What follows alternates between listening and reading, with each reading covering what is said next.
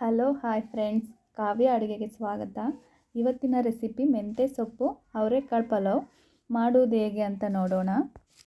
ಸ್ವಲ್ಪ ಅವರೆಕಾಳು, ಸ್ವಲ್ಪ ಮೆಂತ್ಯ ಸೊಪ್ಪು ತೊಗೊಂಡಿದ್ದೀನಿ. ನೀವು ಮನೇಲಿ ಎಷ್ಟು ಜನ ಇರ್ತಾರೆ ಅದ್ರ ಮೇಲೆ ತೊಗೋಬೋದು, ಸ್ವಲ್ಪ ಜಾಸ್ತಿನೇ ಹಾಕ್ಕೋಬೋದು.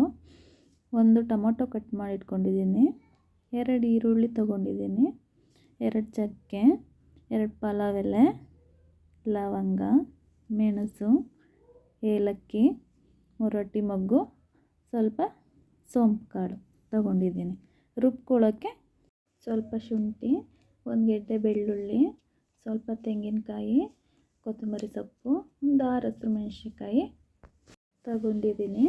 ನಿಮಗೆ ಖಾರ ಬೇಕು ಅಂದರೆ ಸ್ವಲ್ಪ ಮೆಣಸಿನ್ಕಾಯಿ ಆ್ಯಡ್ ಮಾಡ್ಕೋಬೋದು. ನಮಗೆ ಸ್ವಲ್ಪ ಖಾರ ಕಡಿಮೆ ಇರಬೇಕು. ಈಗ ಹೇಗೆ ಮಾಡೋದಂತ ನೋಡೋಣ. ನಾನು ಕುಕ್ಕರಲ್ಲಿ ಮಾಡ್ತಾಯಿದ್ದೀನಿ. ಕುಕ್ಕರ್ ಕಾದಿದೆ, ಎಣ್ಣೆ ಹಾಕ್ತಾಯಿದ್ದೀನಿ. ಎಣ್ಣೆ ಕಾದ ನಂತರ ನಾವು ಒಗ್ಗರಣೆಗೆ ಇಟ್ಕೊಂಡಂತಹ ಮಸಾಲೆಗಳನ್ನು ಹಾಕ್ಕೊಂಡು ಸ್ವಲ್ಪ ಚೆನ್ನಾಗಿ ಫ್ರೈ ಮಾಡ್ಕೋಬೇಕು. ಕಟ್ ಮಾಡಿ ಇಟ್ಕೊಂಡಿರೋ ಈರುಳ್ಳಿನ ಹಾಕಿ ಚೆನ್ನಾಗಿ ಫ್ರೈ ಮಾಡಬೇಕು. ಹಸಿ ವಾಸನೆ ಎಲ್ಲ ಹೋಗಬೇಕು.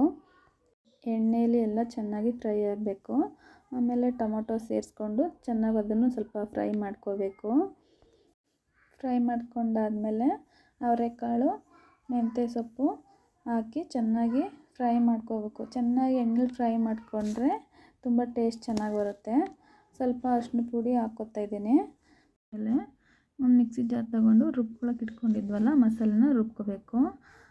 ರುಬ್ಕೊಂಡಿರೋ ಮಸಾಲೆನ ಕುಕ್ಕರಲ್ಲಿ ಹಾಕಿ ಚೆನ್ನಾಗಿ ಫ್ರೈ ಮಾಡ್ಕೊಳ್ಳಿ. ಹಸಿ ವಾಸನೆ ಎಲ್ಲ ಹೋಗಬೇಕು. ಒಂದು 5 ನಿಮಿಷ ಚೆನ್ನಾಗಿ ಕುದಿಸ್ಕೊಳ್ಳಿ. ಕುದ ನಂತರ ನಾನು ಅಕ್ಕಿ 2 ಲೋಟ ತೊಗೋತಾ ಇದ್ದೀನಿ.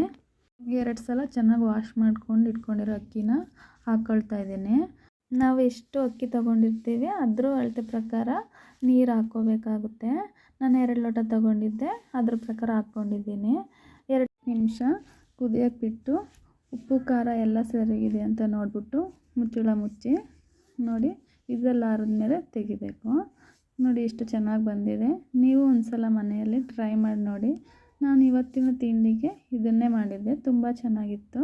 ನೀವು ಒಂದು ಸಲ ಟ್ರೈ ಮಾಡಿ ನೋಡಿ ಫ್ರೆಂಡ್ಸ್, ತುಂಬ ಚೆನ್ನಾಗಿರುತ್ತೆ. Thank you for watching.